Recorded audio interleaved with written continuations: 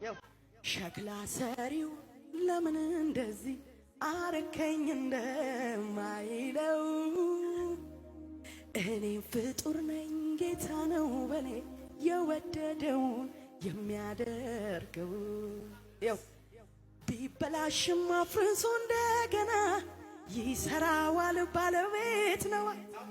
ሸክላ ሰሪው ሸክላው በእጁ እንዳለ ያንቺም ሕይወት በእግዚአብሔር እጅ አለ።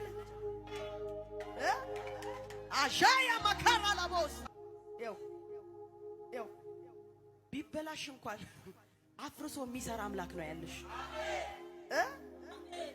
ያንቺ ሕይወት ያለው ባለቤት ያለው ላይ ነው።